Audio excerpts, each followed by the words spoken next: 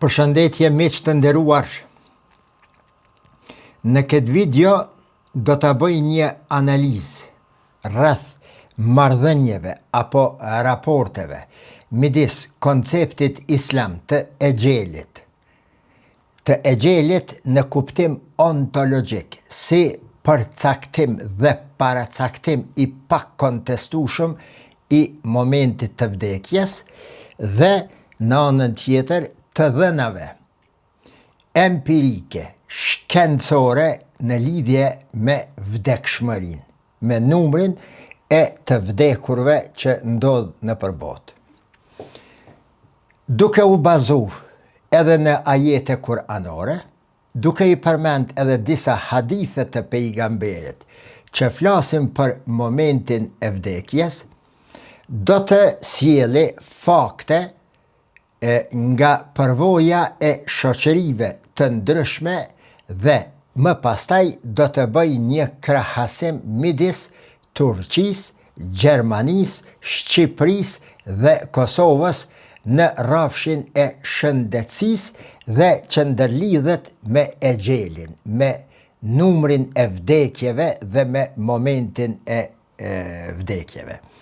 Krejt kjo që deshta me arrit gjatë përpilimit të kësaj teme, të kësaj video, është që unë ta kuptoj, me që nuk muj me qenë i sigur 100% se kjo është qështu, përveç kur është fjala e Kur'anit, qoftë edhe në mënyrë dogmatike e them diçka, ma mor apo s'ma mor i mendja, do të me tham po, sepse kjo është dogmë, sepse kjo është ligj dhe fjalë e Allahut të madhreshëm. Pra, jam mundua me e kuptue se sa dhe ku kundërshtohet feja dhe shkenca në çështjen e caktimit të vdekjes, në çështjen e Exhelit.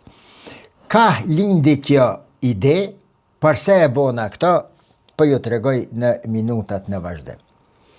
Të shtunën, dhe më thonë pardje, derisa po përcjellja spontanisht mra në sy, po përcjellja një paraqitje publike të ministrit të shëndetësisë së Turqisë, më ranë në sy disa statistika që dorën zemër më bën bajagi përshtypje.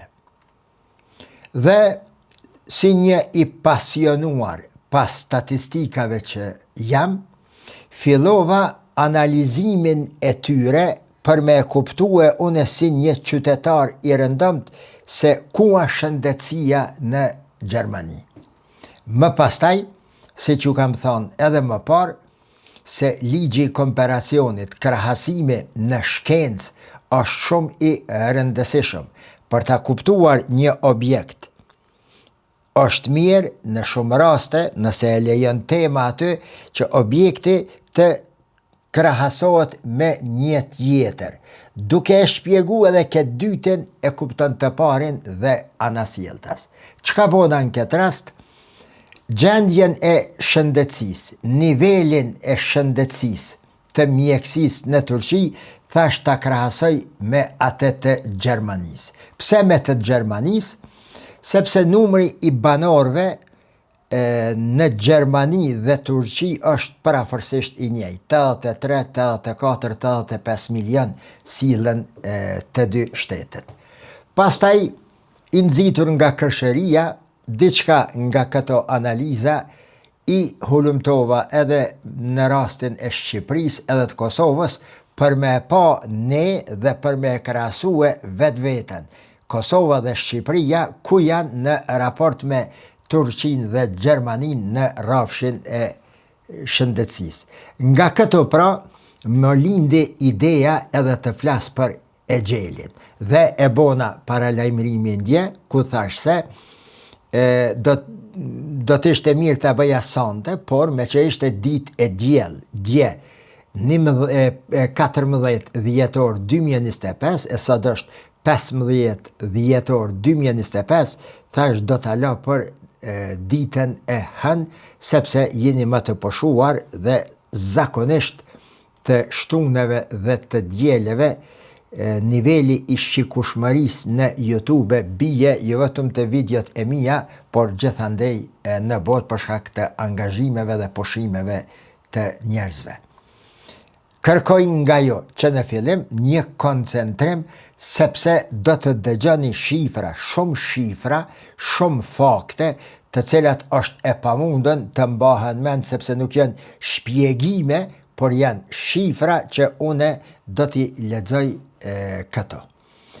Ministri turk i shëndetësisë, me që të nderuar, intervistën apo paraqitjen e tij e nisi me këto fjalë. Tha: nga gjithsej 234.000 mjek sa i ka Turqia, numri i mjekëve që e lanë vendin në vitin 2025 është 412 mjek. Ndërsa numri i mjekëve të kthyer në vitin 2025, i mjekëve që e kanë lanë Turqien më parë, është 249 mjek. Pra, nga totali i mjekëve që kanë ikë nga Turqia për një jetë më të mirë e një pagë më të madhe për gjatë viteve të kaluara, në Turqi në vitin 2025 janë kthyer 249 e në ndërkohë 412 të tjerë e kanë lëshue Turqien në këtë vit. Pastaj po vazhdon mjeku dhe po tregon. Ka fundi i temës do ta kuptoni se përse i përmendi këto karakteristika, është temë interesante, ha? Unë e dini jam i pasionum pas statistikave. Edhe kur kam qenë kryetari i Bashkisë Islame në Gjilan, atëherë komuna e Gjilanit e pranoi e miratoi kërkesën tonë, projektin tonë si Bashki Islame aty, që komuna e Gjilanit ti marrë përsipër shpenzimet e shërbimeve të varrimit. Një risi e pa parë në Kosovë që nga koha e jo ish Jugosllavisë, po edhe e Kralevinës. Komuna i pagun hapjen e varrit, punëtorit që hapin varrin, shërbimet e tjera, transporti, send, bile, ka qenë në një ndër pikat aty për cilën kemi diskutue, edhe shpenzimet e bartjes së kufomave të qytetarëve të Gjilanit që vinë edhe nga jashtë, e sidomos nga aeroporti kur shkon makina. U pat bo një ekipe punës, 4 të punësuar këto, 4 të tjerë për larjen e gjenazeve, 2 mashkuj, 2 gra, pastaj vendi ku e bënëm aty morgun në xhamin e Gavranit, diçka super modern, dhe si i pasionuar pas statistikave, me që e kisha njetë une në fund të ati vite të nxjerrin një buletin, e të cilën edhe Dianeti i Turqisë, kur ja kam dhënë une zyrtarëve të lartë të Dianetit të Turqisë atë punën teme me mish që e kam bo, me miqt e me aty me kolegët e me, më pati thënë se një gjë të tillë marrë me thonë nuk e kemi as në nivel të Turqisë. Një buletin me statistika, me veprimtari, me diçka ta quj grandioze, të papara në historinë e Bashkisë Islame, fakte këto që janë në buletin aty. Nejse, gjatë qësoj kohë, kur komuna e mori shërbimin, pagesën e shërbimeve, unë si Bashkësi Islame, si kryetar, statistikat po më interesojnë, janisa me mendue për numrin e vdekshmërisë në komunën e Gjilanit, edhe e mbaja rregullin. Qashtu u perfekcionu edhe u profesionalizu puna aty, sa Agjencia e Statistikave të Kosovës kërkon nga Bashkësia Islame e Kosovës. Në rastin konkret, Gaxhilani që Bashkësia Islame tash ta furnizoj komunën Agjensinë e Statistikave të Kosovës me shifrat mbi vdekshmëritë. Edhe pa ta avancu ato në mënyrë të lirisht, më me thonë, edhe mbesoni, të pabesueshme. Një sukses spektakolar i këtij projekti atje. Edhe nisa numrin e vdekshmërisë, pastaj rubrikat aty, vdekje fatale, vdekje në shtëpi, vdekje në spitale, vdekje në QKUK, nëse janë vdekje fatale, ku janë nga armët e ftohta apo në komunikacion, pastaj statistikat flisnin se në filon udhkryqen e Gjilanit, ka ndeshje komunikacioni ma shumë, ka vdekshmëria aty ma shumë, i kemi shkrue policisë rajonalit të Gjilanit se neve statistikat po na dalin kështu. Pastaj për aborte, kontakti me qendrën spitalore të Gjilanit, numri aborteve sene, një projekt që përfundoja i masi shkova për Bashkisë Islame në aty, mdoket nuk ka vazhdu, nuk jam i sigurt, po që në ato statistika fillova me nxjerr mosha e vdekjes, gjinia, smundjet, kontakte me kardiolog, atje me internist, me spitalin, si trajtohen, çush trajtohen, pse vdesin në spital, pse ilshonit e shtëpia, me i pa aty, keni me u knaqë dhe mund të mos besoni se ajo është punë e një hoxhe, si që jam pra i tillë, se si mund të bëhet në atë nivel kaq profesional. Dhe ja pa në hajrin pastaj ati projekti ja nisën edhe komuna tjera dhe shkoj deri në nivel të gjithë Republikës së Kosovës. Prishtina, në atë botë, Isa Mustafa ka qenë kryetar i komunës, pa të refuzue edhe ka pasmet i mbrami që e ka pranue propozimin e Këshillit të Bashkisë Islame në Prishtinë këto, si ide nisur nga Nena Gjilan, me u marrën me shërbimet e varrimit, me i pague shteti shërbimet e varrimit.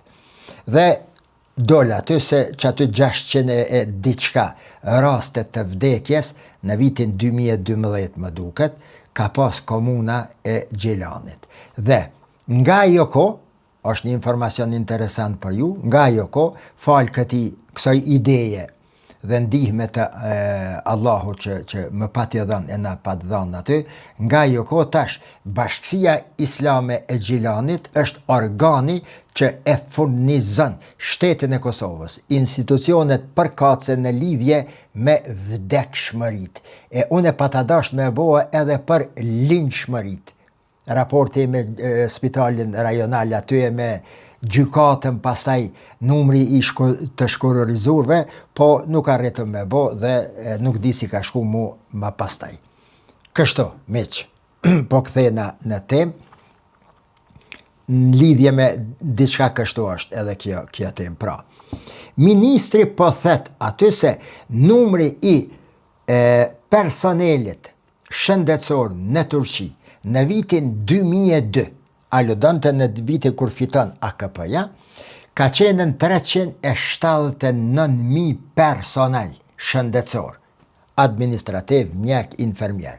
Ndërsa në vitin 2025, numri i personeli shëndetësor arrin në 1.6 milion personel. Pra, sa pi bja aty, 5 herë, është 5 fishue. Pastaj po thot, numri i mjekve në vitin 2002 ka qenë 92.000 në krejt Turqin, në 25 234.000.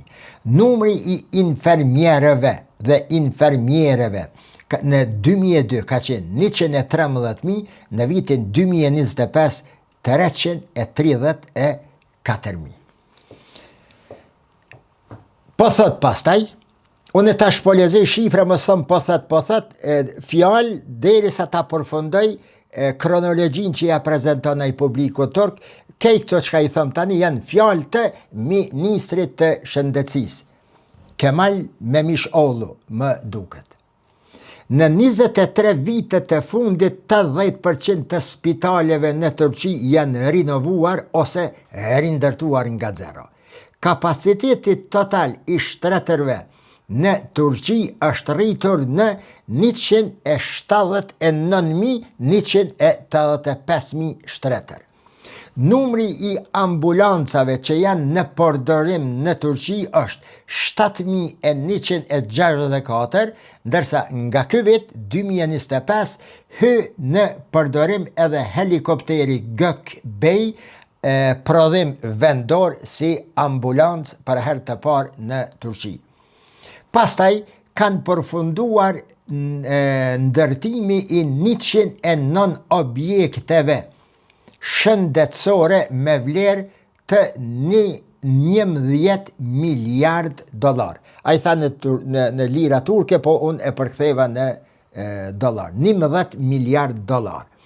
Numri i vizitave mjekësore për frymë në Turqi është 12.2. Mesatarja e OECD-s është 6.5. Stimujt në sistemin e mjekësisë familjare është janë trefishuar. Numri banorëve që i bin një mjeku është zvogluar në 2889 në vitin 2024.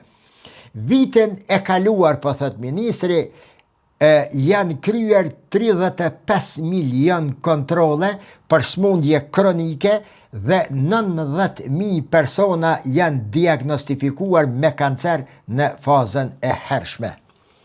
Shkalla e vdekshmërisë së nënave ka ra nga 64 për 100.000 banor në 11.5 për 100.000 banor, ndërsa shkalla e vdekshmërisë së foshnjeve të lindurat të gjalla nën 1 vjeç ka ra nga 31.5 foshnje të vdekura në vitin 2002 në 100.000 foshnje në 8.9.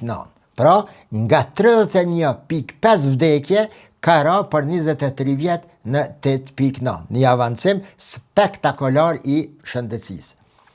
Meq edhe diçka, se harova më ju thënë, kur ti dëgjoni qëto shifra, vdekshmëria ka shpëtu o zgjat jeta sene, dëgjoni pak edhe me një qoshe trunit dikon këto me atë kuptimin apo në hijen e shpjegimit të exhelit. Mjekësia sa ndikon në shtyrjen e exhelit apo në anulimin e exhelit, e këta do ta kuptojmë pasaj së bashku në ka fundi kur të bëj krahasime midis shteteve. Tema është interesante, mendoj unë, edhe vallahi më ka lodh derisa i kam mbledh këto statistika. Ata shka bojnë statistika e dinë se çka do me thonë.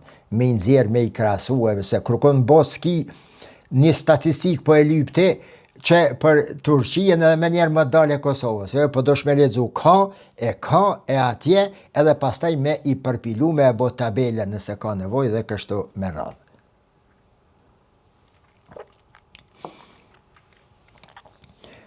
Në rafshin e lindjeve normale është rrit ulja prej 12.3% e shkallës së prerjes cezariane primare.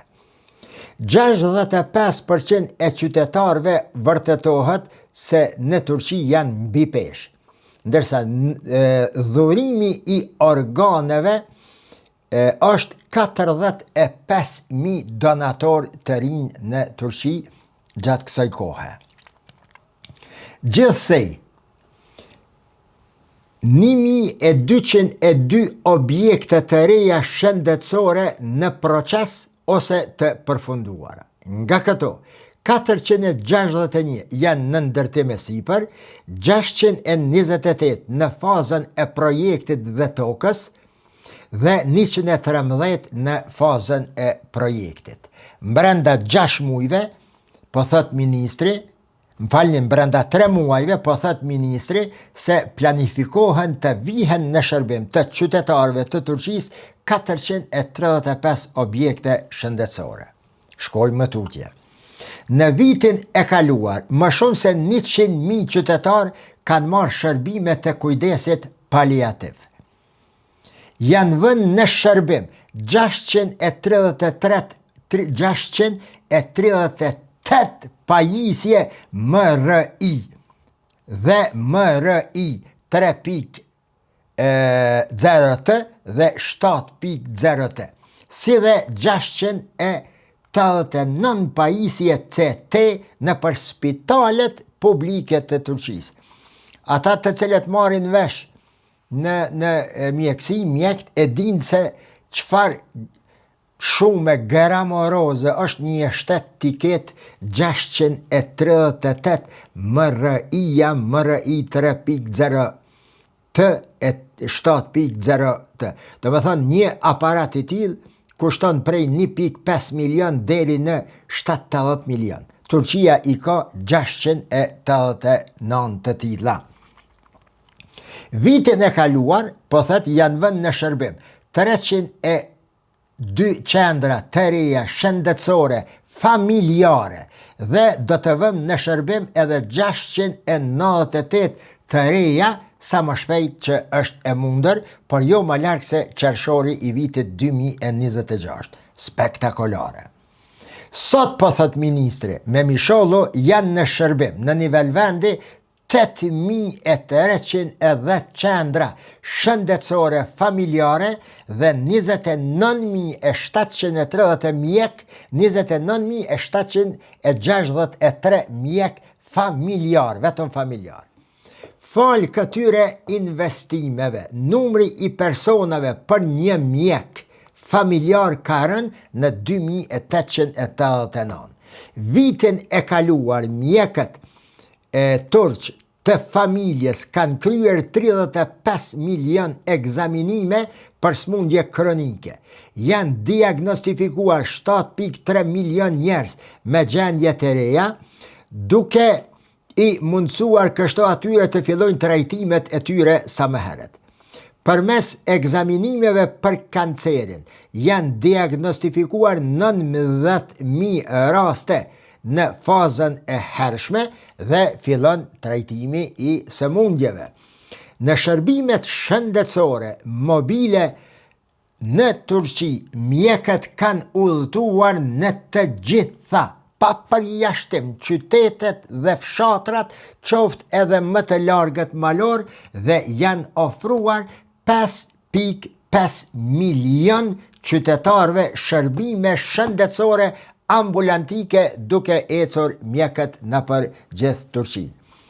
Shkalla tash e vdekshmërisë së foshnjeve në vitin 2002, e përmena pak e pasna përsëri këtu, ka qenë 31.5 në 1.000 lindje të gjalla, në vitin 2024 në 8.9, që i bje 3.400 mami sot veprojnë në gjithë Turqinë në teren me 1.524 qendra parandalimi për aborte në për gjithë teritorin e Turqisë. 5.000 transplantime organe shkryhen çdo vit në Turqi në 150 qendra transplantime. Po gjendja e përgjithshme dhe në 1.000 banor në Kosovë dhe Shqipëri si është. Inshallah i majtet mena. Në Kosovë, miq, për 1.000 banor në dispozicion janë 1.5 mjek dhe 4.1 infermiere. Kosova ka 7 spitale rajonale të nivelit dytësor, si që po quheshin, dhe funksionojnë në Prizren, në Pej, Gjakov, Ferizaj, Gjilanin Tim, Mitrovic, Vushtri, por është edhe QKUK-ja në Prishtinë. Ekzistojnë gjithashtu edhe 10 spitale private. Kosova ka 26.636 staf shëndetësor duke llogaritur edhe atë administrativ. Kosova që 20 vjet shtet. Po Shqipnia që 100 vjet, shumë ma keq se na ish. Jum çudit, sipas statistikave të nxjerra nga burime referenciale. Në Shqipëri ka 6.900 mjek të licencuar përfshi një numër, përfshi sektorin privat dhe publik dhe një numër shumë më të madh të stafit administrativ në për institucione shëndetësore se sa në Kosovë. Në 1000 banor në Shqipëri është në shërbim 1.2 mjek ose 1.3, nivel shumë më i ulët se në Kosovë numri i mjekëve në Shqipëri për 1000 banor. Dhe 3.7 infermiere që të ne ke 4.1 infermiere. Shqipëria ka, si sasi, 42 spitale publike dhe 18 spitale private. Sektori shëndetësor në Shqipëri, mbas edhe në Kosovë, përballet me emigrimin e mjekëve dhe infermierëve drejt vendeve të BE-s dhe kështu ul numrin e profesionalistëve aktiv të shëndetësisë shqiptare. Sipas raporteve, në shërbim bazë ka 1777 mjek dhe 6792 infermier. Do me thonë krahasime. Numri për 1000 banor në Kosovë është 1.5 mjek, 1.6 mjek, në Shqipëri është 1.3, 1.2, 1.3 mjek, infermiere të ne ka 4.1, 4.3 infermiere, në Shqipëri 3.4 infermiere, në Kosovë numri i shtretërve është 4500 në total, që i bje 2.2 për 1000 banor, dërsa në Shqipëri është 8874 në total, që i bje 3.04 për 1000 banor, por që nuk kanë mjek dhe infermier. Mesatarja e BE-s është 5.3 për 1000 banor. 5 krevat, 5.1 krevet. Mjek gjithsej janë 2685 dhe rreth 7234 vetëm me sistemin publik dhe atë privat. Shqipëria ka 4152 mjek të punësuar në sistemin shëndetësor publik, 1812 janë mjek të përgjithshëm dhe 2340 janë mjek specialist. Shqipëria ka një rrjet spitalor më të madh numerikisht dhe densisht shtetëror, me densitet shtetëror më të lartë, por sfidohet shumë edhe nga emigracioni, edhe nga linja e punës për shkaqe të ndryshme. E ngjashme me Kosovën, por gjendja e Kosovës për një 30-35% ish më e mirë se në Shqipëri. Kosovën edhe Shqipërinë i përmena këto se nuk janë raste krahasuese, po sa për mu tregu që jam patriot. Do më thonë, pa e përmena edhe Kosovën, sa ashtu kështu po kritikona. Në mënyra të ndryshme, thash hade ta këshyri. Tash pa shaka, m'interesoj me ditën ku jemi na me shëndetësi, sepse mo lidh ke me atë punën, pra po them grandioze që e pata bohe, sa kam qenë në Bashkinë Islame, me atë buletin dhe me shërbimet e varrimit që i patëm arrit atëhere me Zotri Qemal Mustafën, ish kryetarin e komunës së Gjilanit.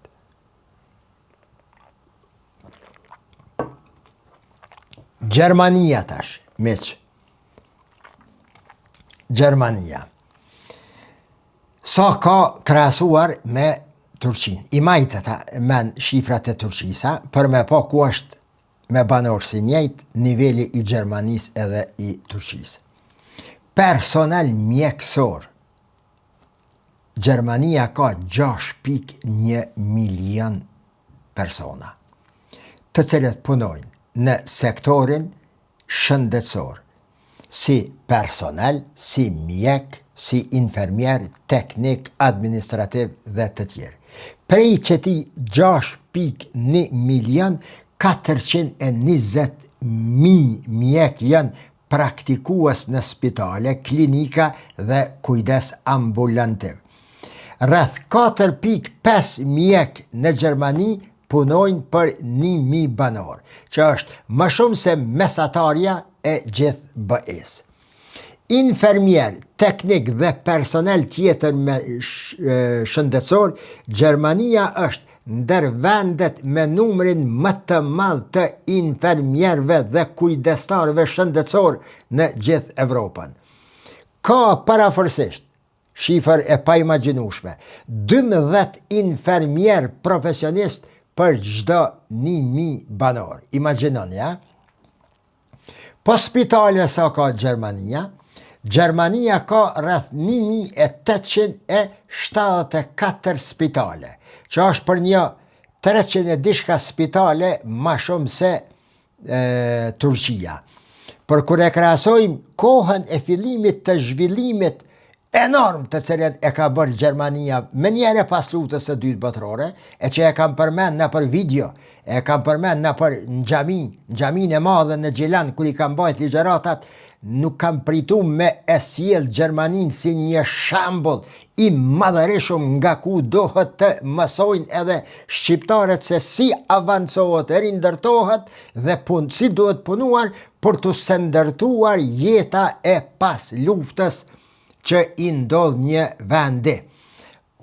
Gjermania e ka nisë atëherë, Turqia e ka pas një shëndetësi të sakatosur, ma të zezë se që e kemi ne sot në Kosovë. Ne bërim i lule dremiqare. Deri në vitin 2002 në Turqi ka qenë skandaloze, me vjetë kam prit njerëzit me shkue për një shërim të caktuar e me orë të tëra.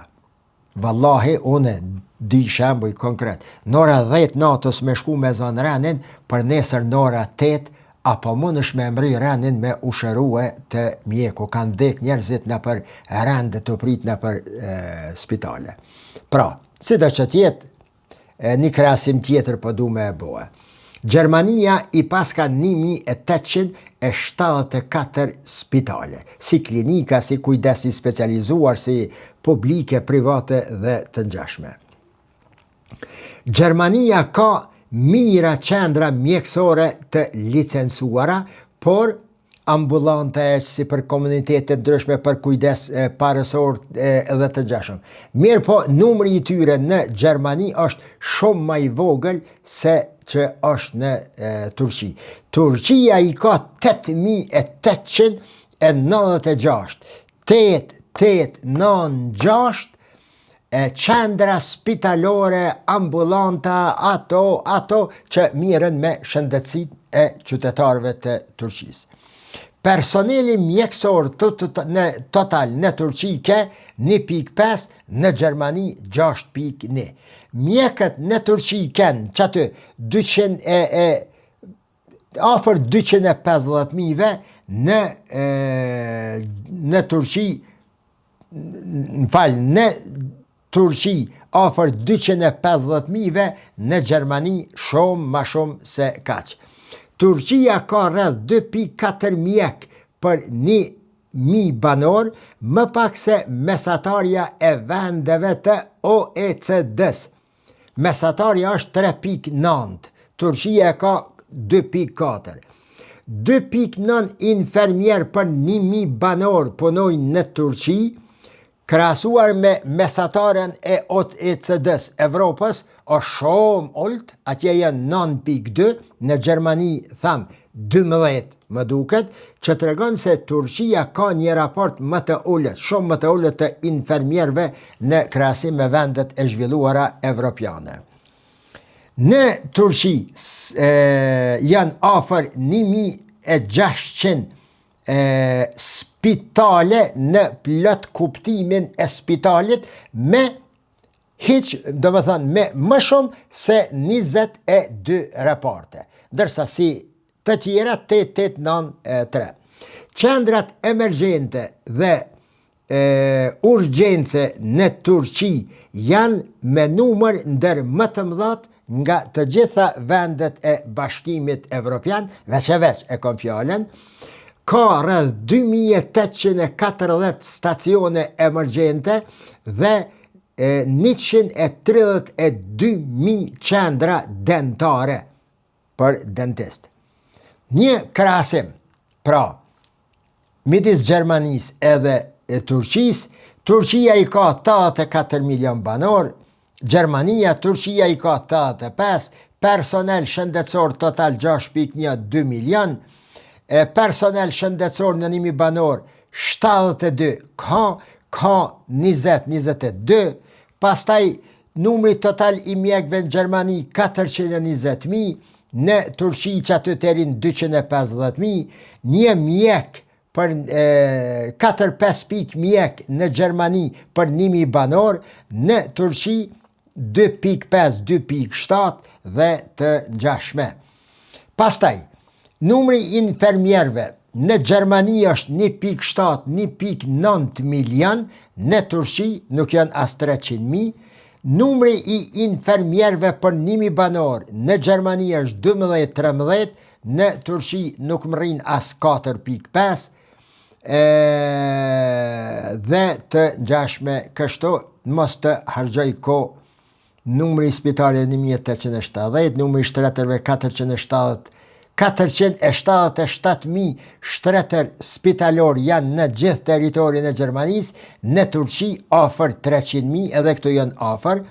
Shtretër për 1.000 banor në Gjermani janë 5.7 deri në 6, në Turqi janë 3.2 deri në 3.5, edhe të ngjashme. Okej, në rregull.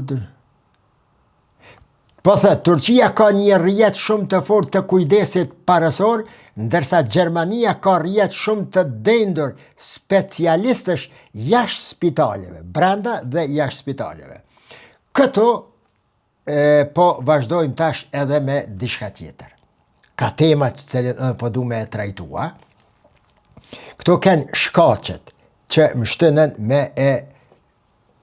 me hinqë temën e gjelit. Shok dhe shoqe, po ju pës juve, më komentoni në këtë video edhe diçka si thej kaj mi keni nal lajkat edhe subscribe-at e share-at e. Bëni subscribe kanalin, shpërndajeni kanalin, le të dëgjojnë edhe të tjeret, sepse është një e mirë bilaterale, një e mirë e përgjithshme edhe për mu edhe për juve. Jeni të lutur pra. Puna e vdekshmërisë, më komentoni. A e shtyn për me vdekjen shëndetësia? A e shtyn vdekjen? Nëse e shtyn vdekjen, meq, shoke, shoqe, qysh mos mu shëru? Po nëse është e preme momenti i vdekjes, pse mu bo gjithë ato hargjime? I la që kontrola, udhëtime në përbot, ka me vdekjen. A ndërlidhet kjo puna e shëndetësisë me vdekjen, apo është si kur ka pas thanën Molla Sherif Ahmeti, rahmet i pas shpirti, përkthyesi i Kur'anit, një koleg shumë i dashur i babës tem, bashkëpunëtor në atë botë, sa e kanë udhëheq Bashkinë Islame dhe medresën. E pa të pyet dikush një nxënës në klasë se pse dikon për mërtri, dikon plak, dikon gru, dikon qik, dikon sene. Edhe e pa të dhonë një farë për medrese neve, atër ishme tri, një farë përgjigje që kur nuk e harrej. Ka pas thonën, aj defteri i Zotit për me javëma shpirti njerëzve është sikur maqina, atër jenë kohë maqinat e shkrimit, cëkaraka, bëjshën kështu, jo si tash kompjuterat. është sikur ajo maqina. Këto e bën një germ, ka poshtë, knej, ka sen, viz, knej edhe i del emni i plot. I del shifra të cilën Allahu e ka paracaktuar. Dikon ma tri, dikon ma plak, dikon knej, edhe është caktim i Zotit. Nuk shkon ai meren me moshe, me cmute, me sene, po shkon sipas qati defterit të maqinës së shkrimit si simbolik.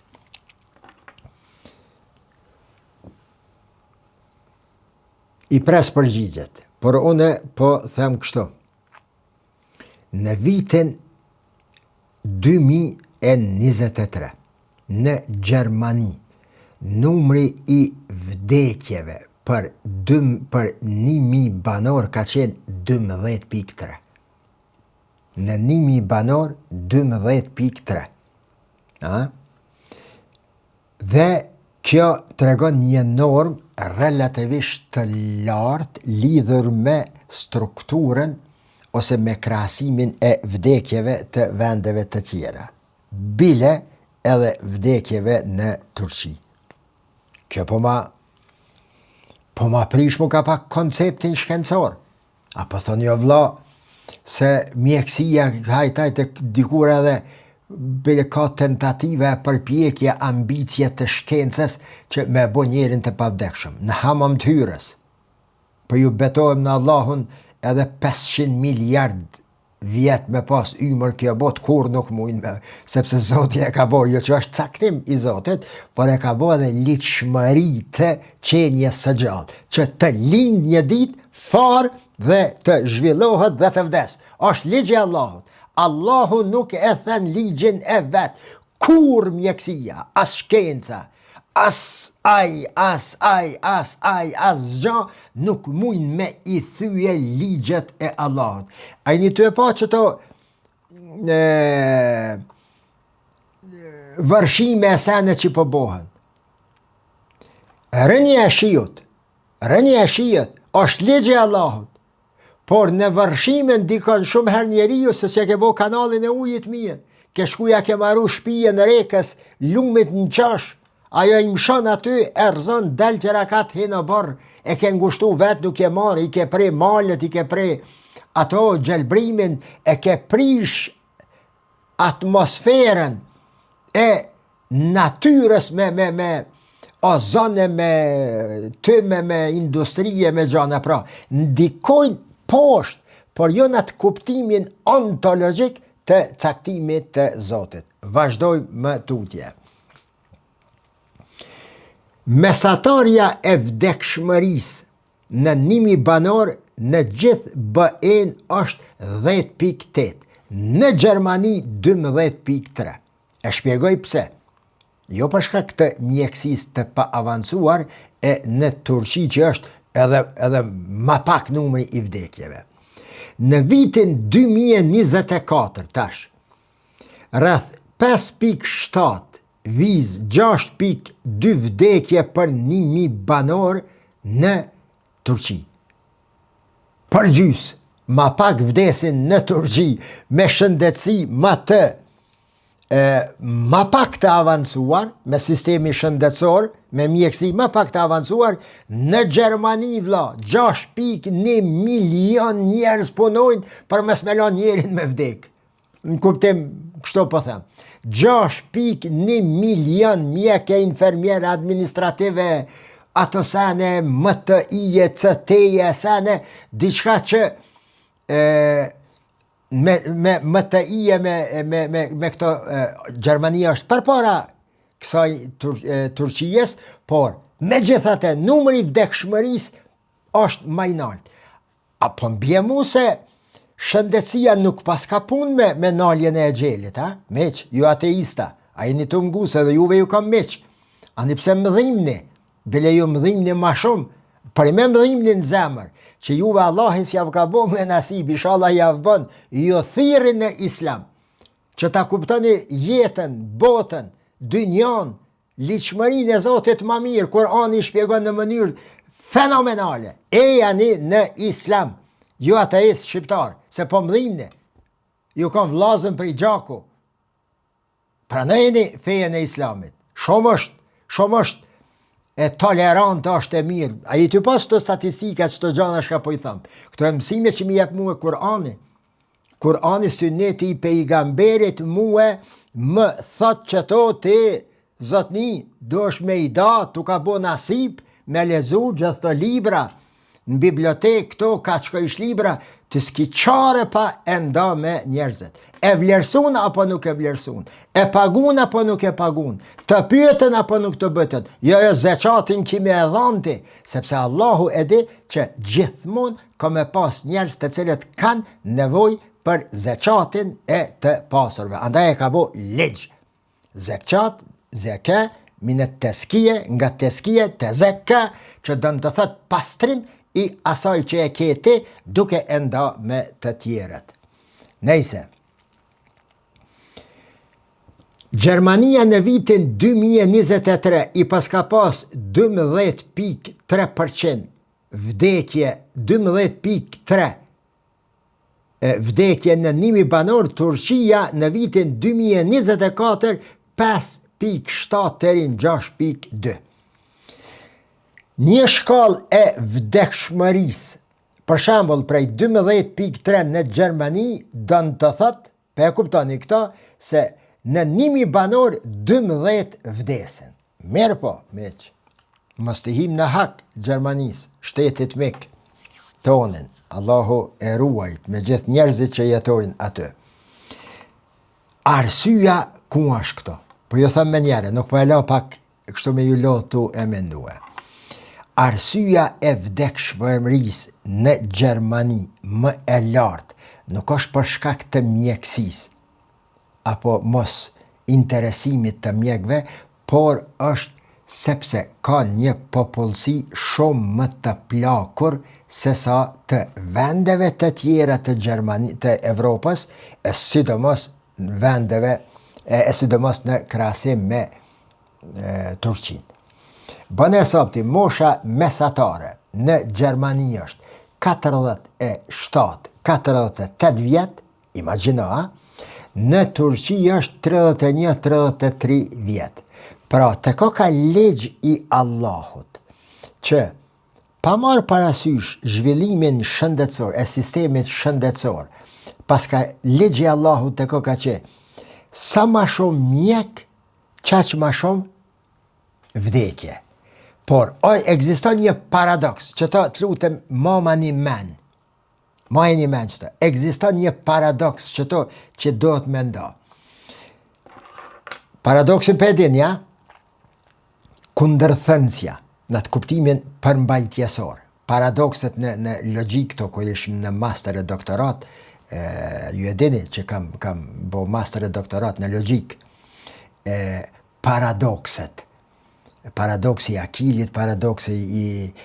Qka du me thonë? Qka është paradoks? Shqyqa,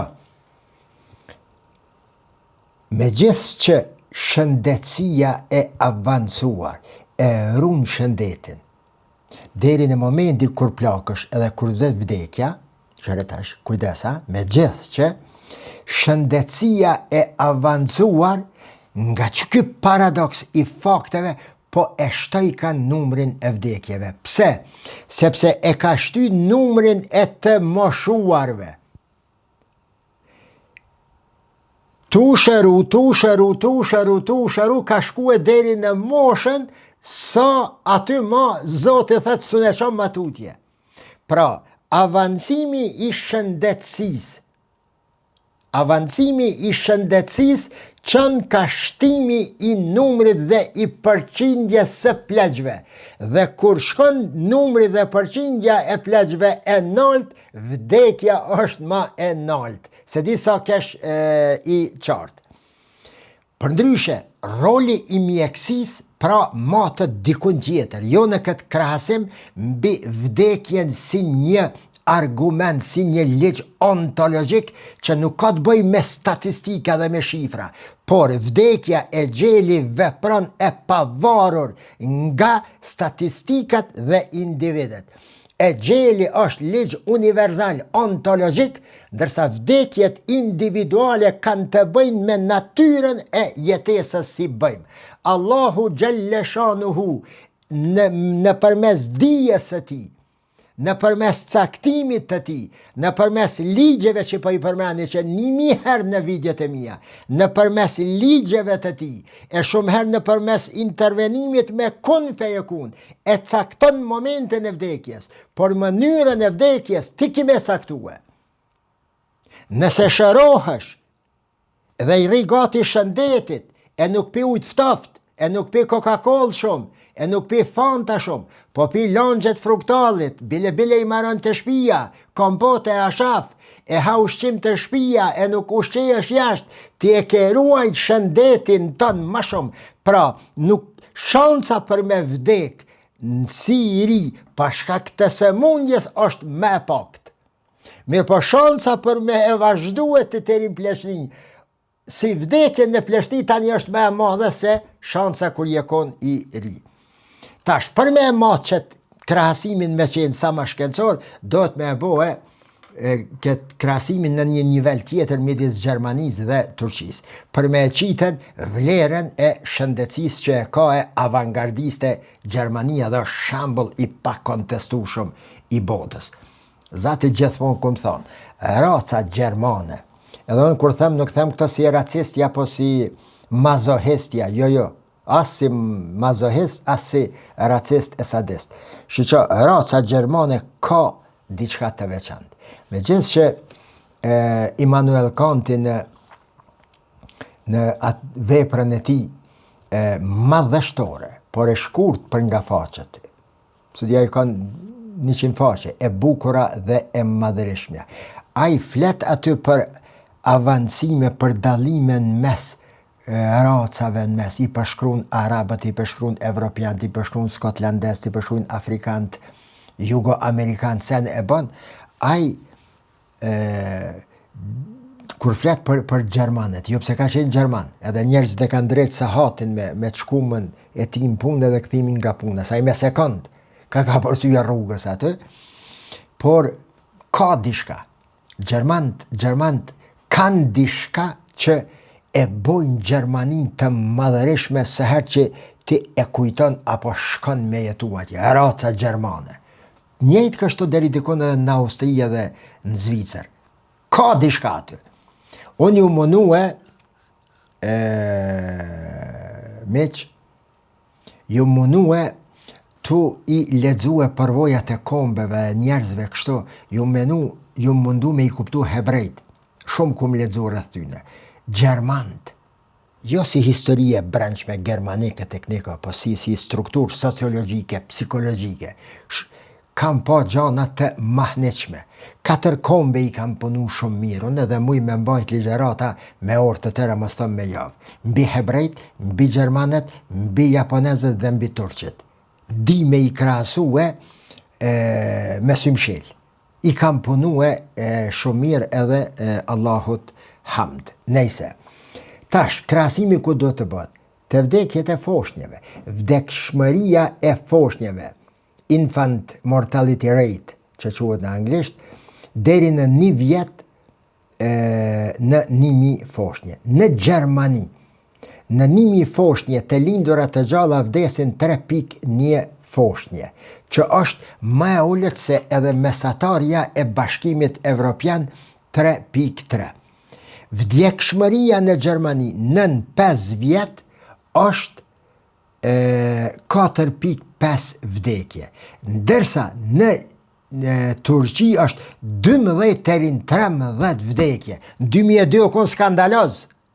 E dëgjut në fillim, fjallën e me Mishollu, a statistike që e thash. Në Gjermani vdesin 4.5 foshnje në 1000 të lindura gjallë, në Turqi vdesin 12 deri në 13. Pra kualiteti i jetës ose rëndësia e shëndetësisë e mjekësisë matët këto tani, me nivelin e vdekjeve kur është në dispozicion fuqia njerëzore. Pastaj, Gjermania si vend me ekonomi të zhvilluar dhe me sistem shëndetësor të fort, më të fortin në botë, ka një nga normat më të ulta të foshnjeve në Evropë. Turqia, edhe pse ka ullur shumë vdekshmërinë foshnjore gjatë dekadës së fundit, ende ka nivele të larta krahasuar me Gjermaninë dhe me mesataren e OECD-s e pasnashkruesi fjali. E gjeli shkasht, vllazni, se shkoj bre koha. E gjeli shkasht. E gjeli shqip me përkthyje caktim. Me gjithë që ka terme e teori të ndryshme edhe për fjallën e gjel, edhe për fjallën kader. Kader caktim, e gjel caktimi vdekjes, njëjtë si të dyjat. Po kader, qysh është kaderi i vdekjes? Më falni, qysh është kuptimi i kaderi që e përdor Kurani? Sa kuptime ka? ka me dhjetra teori të ndryshme të cilat e interpretojnë fjalën kada dhe kader. Edhe kaza e ka pas në kader, e ka pas, i ka ndodhur që kjo sen e kneje. Ka teori të ndryshme. A është mirë fataliste, a është mirë deterministe, a është mirë indeterministe, a është mirë tërthorazi, a merren në pyetje edhe parashkaqet, a merren në pyetje edhe shkaqet e pasojës, ose parashkaqet e shkaqeve dhe shkaqet e pasojës, apo vetëm pasojat. Nëse jo edhe pasojat, a janë në dorën e njeriut pasojat. Nëse janë në dorën e njeriut edhe pasojat, atëherë pse të ekzistonte rasti për të cilën ky Charles Peirce thotë se është rezultati i shkaqeve të panjohura dhe të ngjashme, mos dal pej temës. E gjeli në islam, majni mend që të fjali, nuk është një kufi që përcaktohet nga rrethonat e jashtme, por është një kufi ontologjik i ekzistencës toksore, i përcaktuar dhe paracaktuar nga Zoti, ku jo në rendin ontologjik këto, po në rendin kozmik të Allahu Gjelle Shanuhu.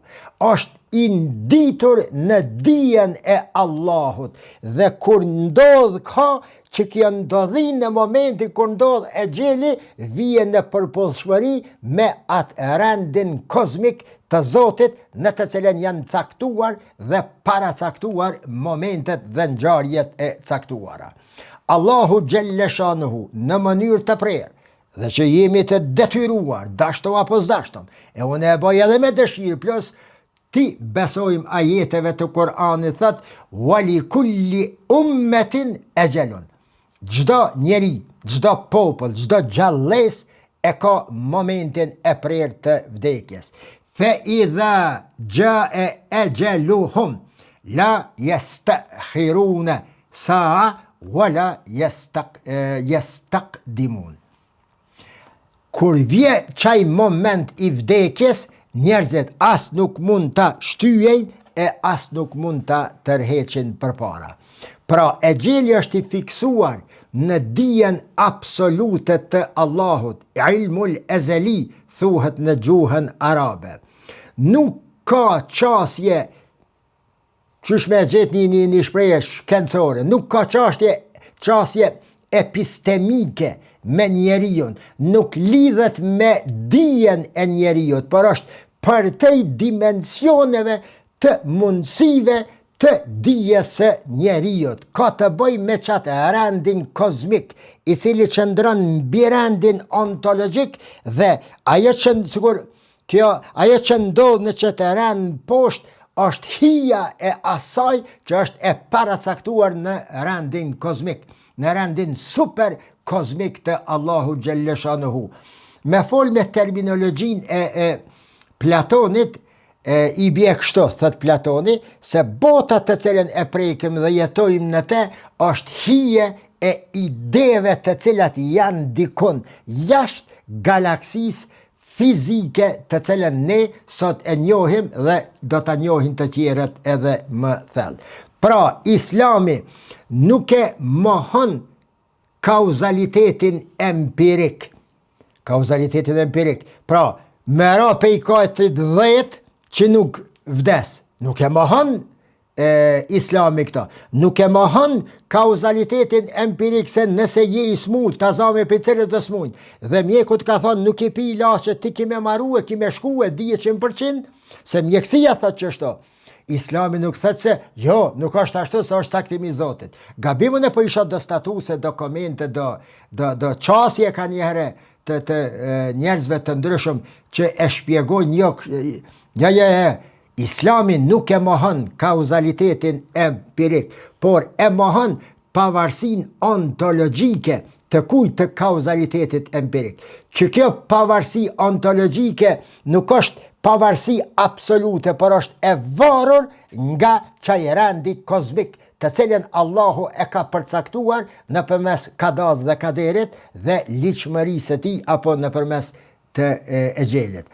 Po të mohonte Islami kauzalitetin empirik, çfarë do të vlente hadithi i pejgamberit alayhi salatu wasalam, e kam shkruar në gjuhën arabe që thot këto tadau ibadallah, shërahuni, o robët e Zotit, o ju besimtar, o ju njerëz në përgjithësi, fe inna Allahe lem jada'a da'en, Zoti nuk e krijon asnjë sëmundje illa wada'a lehu dawa'an, pa ja pas krijuar edhe ilaçin.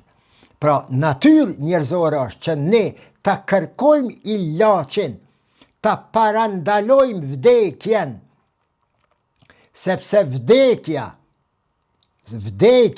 është në dorën e Allahut dhe jeta është në dorën e Allahut, ndërsa në dorën e njeriu, të mjekut, të ty personalisht dhe të ilaçit që e përdor, të kujdesit që e kije, është kjo pronësi e jotja. Për këtë arsye ti përgjigjesh nëse e le veten të sëmurësh duke i neglizhuar pirjet e ilaçeve. Allahu në ditën e kiametit, base thuhet ndo vend edhe në natën e varrit, në mesin e atyre 5 pyetjeve kryesore ka me veten, përveç të tjerave ka me vetë shëndetin qysh e ke majt, me shka je ushqy, me shka e ke fitu dhe si e ke fitu atë që je ushqy dhe sa ke pas kujdes ndaj vetë vetës, sepse Allahu në Kur'an thot dhalimun li nefsihi, as një fe tjetër, as një ideologi tjetër, as një rend politik tjetër, as një rend social, shoqëror tjetër në botë nuk e merr njeriu në përgjithësi nëse ai bën vetë vetës diçka, përveç Islamit. Andaj thot Allahu, mos u bani dhalimun li nefsihi, mos e dëmtoni vetë vetës se ka me ju pyetën edhe për gabimin të cilin e keni bërë ndaj vetë vetës.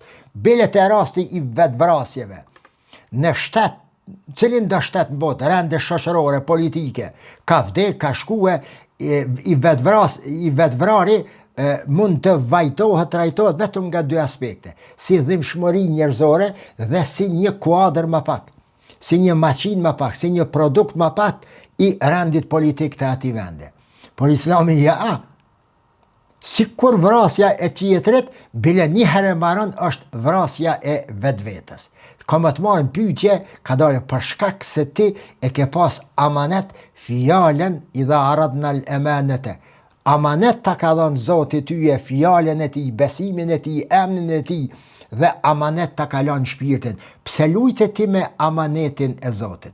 Për këtë arsye në Islam nuk dihet e gjeli, momenti e gjelit, nuk dihet riski ku është, momenti i riskit dhe ti ki me ngajr jashtë drejt riskut për me gjetë ku mundesh me gjetë dhe ki me ik pe e gjelit sa të mush me ikën. Në përmes shërimit, përdorimit të ilaçeve, zhvillimit të shëndetësisë, zhvillimit të mjekësisë, mjekëve, me bëhe së paku, inshallah bëhet në herë Kosova si Gjermania. Brenda strukturës islame ose pikpamjeve islame të në lidhje me e gjelin ka shkolla të ndryshme. E shpjegojnë në forma të ndryshme. 2 janë kryesoret, është shkolla esharite edhe shkolla maturidite. Esharit thonë se çdo ngjarje krijohet drejt për drejt nga Zoti. Kasb. Çdo ngjarje krijohet drejt për drejt nga Zoti dhe se shkaqet nuk kanë fuqi të pavarur ontologjike nga ajo që paracaktohet prej Zotit. Përcaktimi islam i e gjelit për fund nuk bie ndesh me përparimin mjekësor dhe as me statistikat që i bëj une dje në Bashkinë Islame, sot këto e nesër diku tjetër me që më pëlqejnë.